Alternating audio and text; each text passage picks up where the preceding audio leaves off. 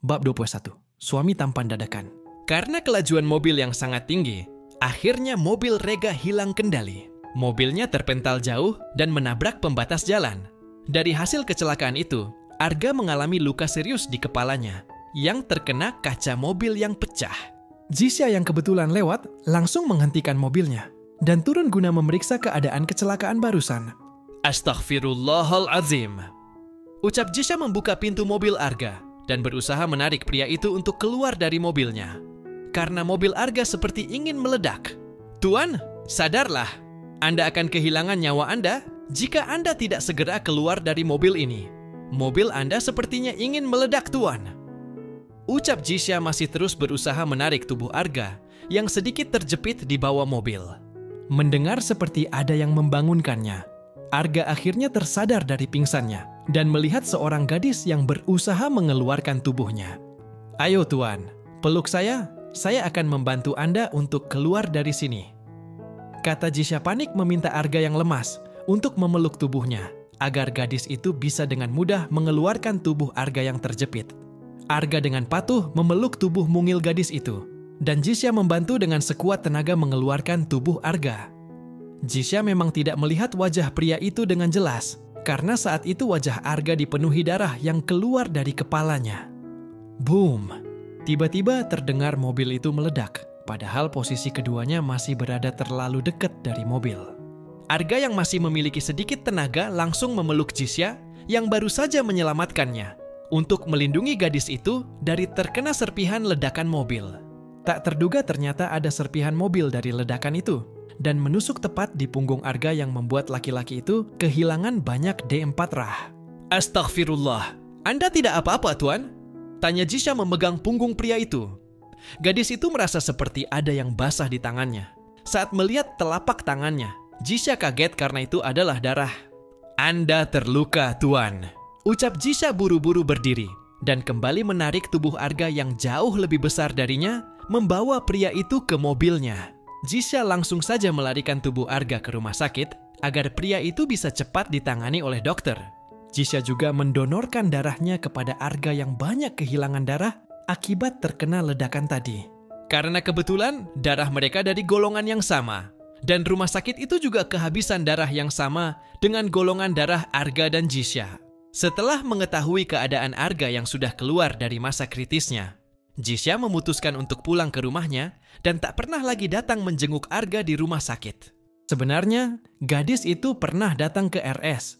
Tapi saat mengetahui dari suster kalau keluarga dari laki-laki yang dia selamatkan itu sudah datang, akhirnya Jisha mengurungkan niatnya untuk bertemu laki-laki itu lagi.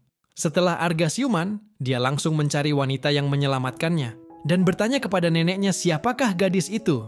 Tapi tentu saja neneknya tidak akan tahu.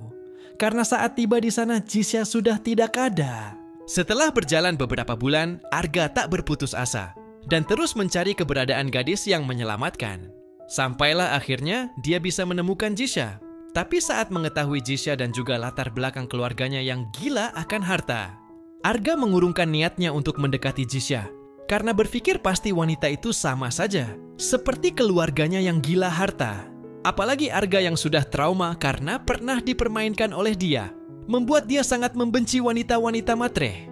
Tapi pertemuan yang tak disengajakan sering terjadi di antara dia dengan Jisha, sehingga membuat Arga dalam diam jatuh hati pada wanita yang lembut dan cerita itu. Demi untuk mengenali sikap sebentar dari Jisha, Arga menyamar menjadi satpam di kompleks tempat tinggal gadis itu. Flashback off. Arga membaringkan dirinya di atas ranjang sembari menatap langit-langit kamar. Tampak pria itu seperti begitu banyak yang dia pikirkan. Aku berharap kau berbeda dengan keluargamu. Semua keluargamu itu terlalu rakus akan harta. Aku tidak suka dengan wanita matre.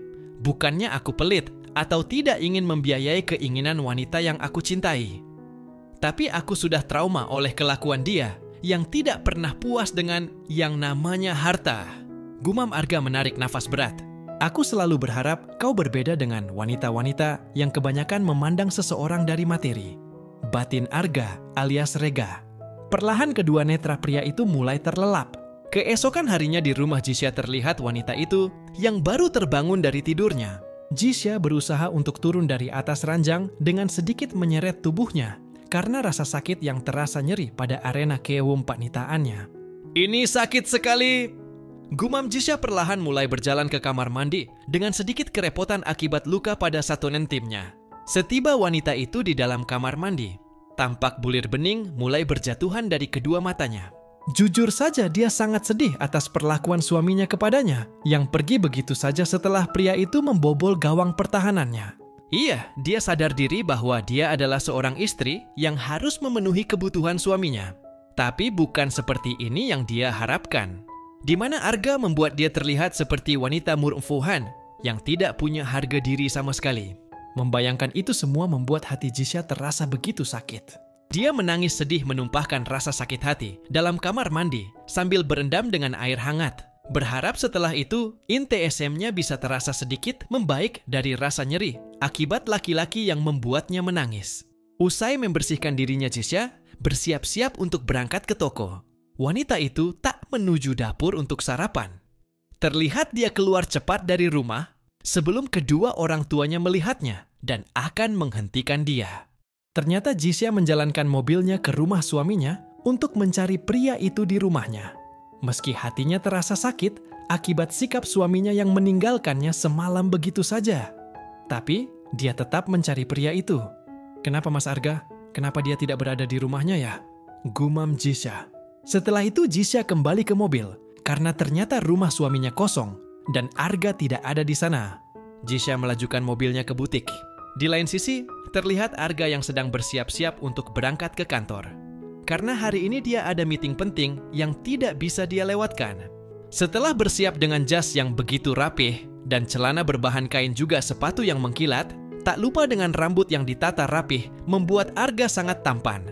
Dan pasti saat Jisha bertemu dengan dirinya yang sekarang, Jisha juga tidak akan percaya jika pria itu adalah suaminya yang sering bersamanya dalam satu kamar.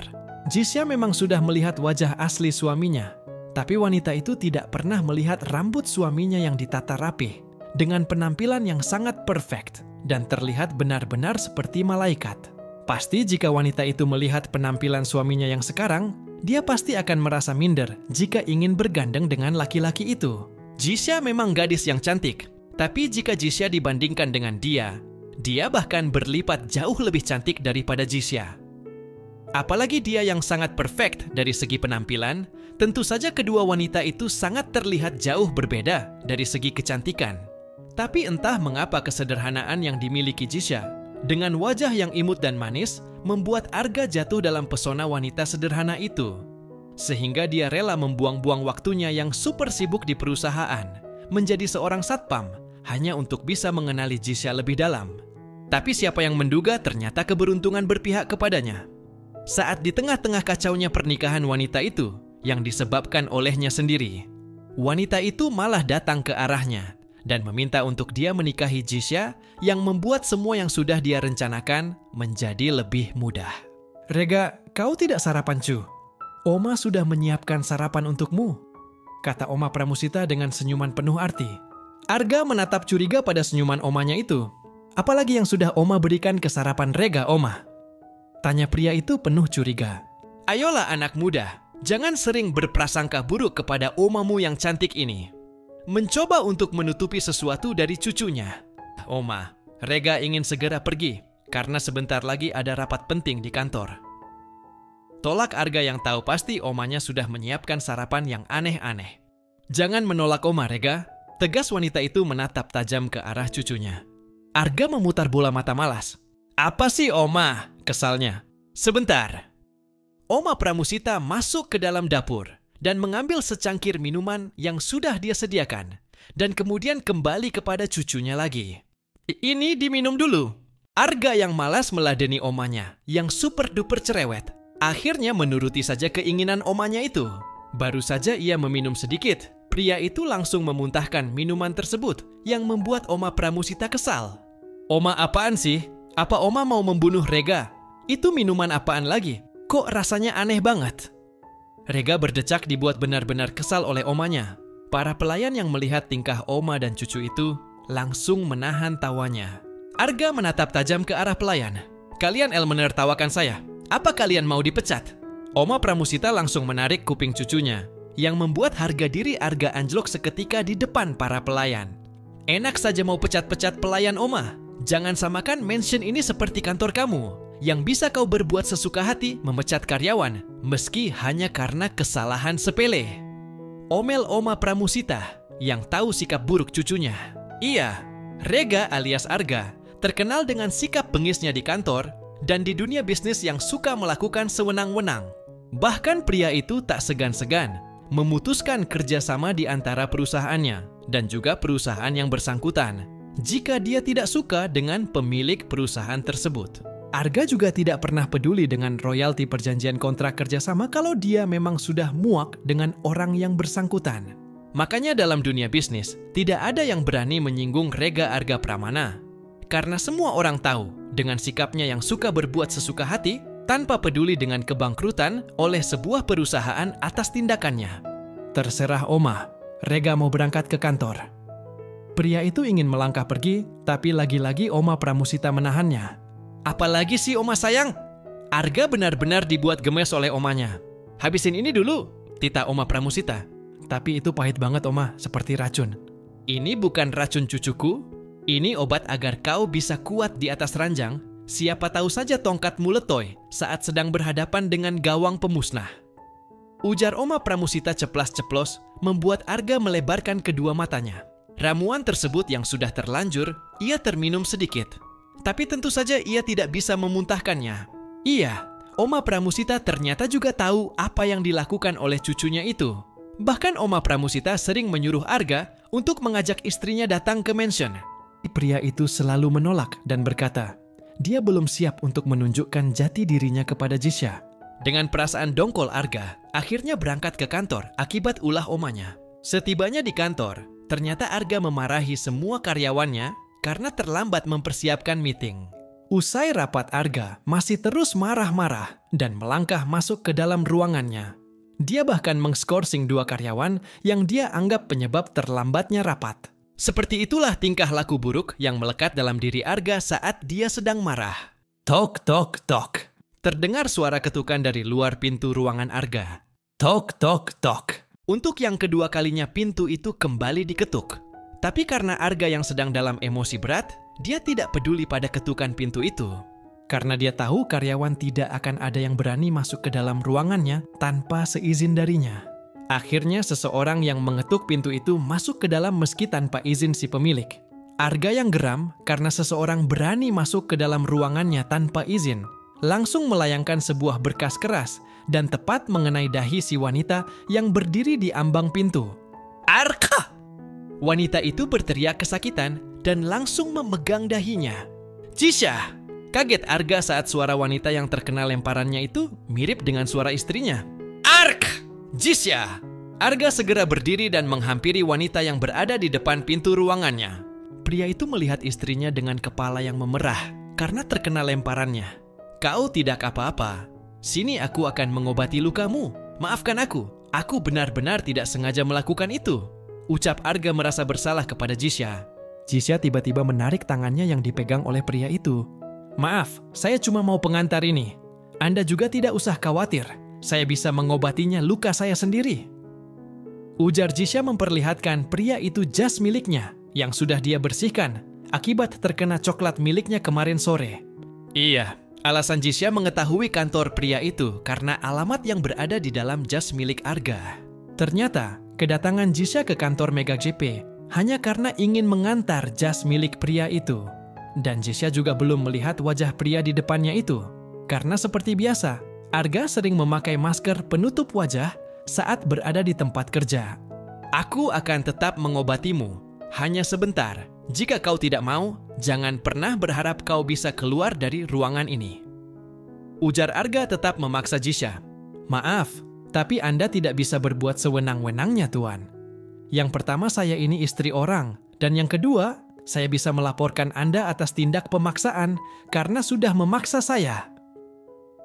Jisha menjawab dengan tegas, karena dia begitu tidak menyukai sikap laki-laki yang pemaksa seperti Rega, yang tak dia ketahui adalah suaminya sendiri. Arga terdiam menatap kedua netra istrinya. Begitupun dengan Jisha yang menatap pria bermasker itu. Jujur saja dia merasa pria di hadapannya sangat mirip dengan suaminya. Tapi saat mengingat kembali suaminya, itu hanyalah pria biasa yang bekerja sebagai satpam. Sedangkan laki-laki di depannya adalah seorang pria yang terkenal dengan kekayaannya. Maka itu dia menepis jauh-jauh pemikirannya. Arga mengambil jas yang Disha bawa untuknya. Saya minta maaf, Tuan, karena kemarin saya sempat mengotori pakaian Anda. Tapi Anda tidak perlu khawatir lagi, karena baju itu sudah bersih sepenuhnya. Saya permisi dulu, Tuan. Disha langsung keluar dari ruangan Arga dan langsung pergi meninggalkan kantor itu. Arga menarik nafas merasa bersalah kepada istrinya, karena sudah melukai hati dan fisik wanita itu. Maaf, Tuan, sebentar lagi kita ada jadwal keluar kota. Tiba-tiba Vina datang dan memberitahukan tentang jadwal pria itu yang membuyar lamunannya. Apa tidak bisa ditunda saja? Mungkin tidak, Tuan, karena ini untuk yang kesekian kalinya jika kita menunda pertemuan lagi. Jawab Vina sopan. Kalau begitu, segera siapkan apa saja yang ingin dibawa. Karena aku ingin segera pulang dari luar kota. Titah Arga. Siap, Tuan. Sudah menunjukkan pukul 8 malam, tapi Disha belum juga pulang. Dia masih berada di tokonya sambil bersantai. Sedangkan karyawan yang lainnya, dari sore lagi semuanya sudah pada pulang ke rumah mereka masing-masing. Tinggal hanya dia yang berada di Disha Kosmetik. Sebenarnya Disha sedang lagi malas untuk pulang lebih awal, karena malas ingin berdepan dengan keluarga dan juga suaminya yang semalam pergi tanpa pamit. Wanita itu benar-benar tak tahu jika orang yang dia temui di kantor MIGP tadi adalah suaminya sendiri. Saat sedang sibuk dengan pikiran-pikirannya, tiba-tiba seseorang menyapanya. Hai Disha. Tiba-tiba terdengar suara laki-laki tak asing sedang mengajaknya berbicara. Wanita itu tersentak kaget saat mendengar seseorang menyebut namanya. Ketika dia melihat pria tersebut, Disha merasa heran apa yang pria itu lakukan di tokonya malam-malam. Maaf, toko sudah tutup. Jika Anda ingin membeli sesuatu, sebaiknya Anda datang besok siang saja, Tuan. Ucap Disha sedikit waspada saat menyadari waktu yang sudah malam dan juga tampak di luar lumayan sunyi. Kenapa? Apa kau keberatan dengan keberadaan kau memintaku untuk melepaskanmu? Apa kau pikir setelah kau mempermalukan aku di acara pernikahanmu kau bisa lepas begitu saja?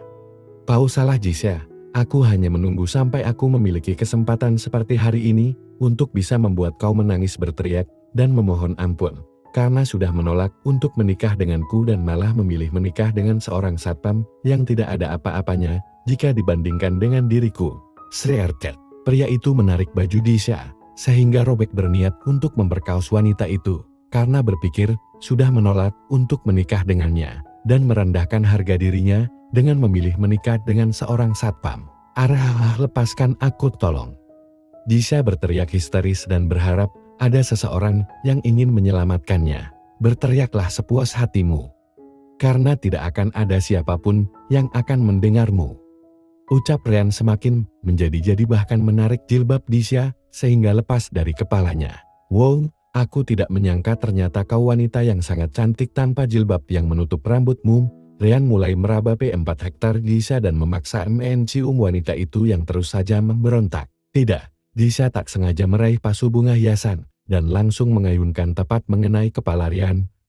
Karena pukulan yang sangat keras mengenai tempat di kepala Ryan, pria itu tewas seketika dengan D4 yang bersimbah di dalam Disha Kosmetik. Arah!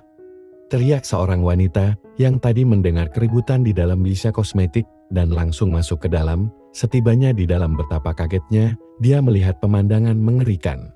Disha buru-buru mengambil jilbabnya dan memakainya dengan segera. Dia juga mengambil kain lapisan Majapahit untuk menutupi tubuhnya dari sobekan baju akibat perbuatan Ryan yang tadinya sunyi. Tiba-tiba Disha Kosmetik dipenuhi oleh kerumunan orang-orang yang berbondong-bondong untuk datang melihat kejadian pembunuhan yang tidak disengajakan oleh Disha demi bisa melindungi dirinya dari ternoda oleh pria bejat seperti Ryan. Pembunuh. Dia membunuh pria itu.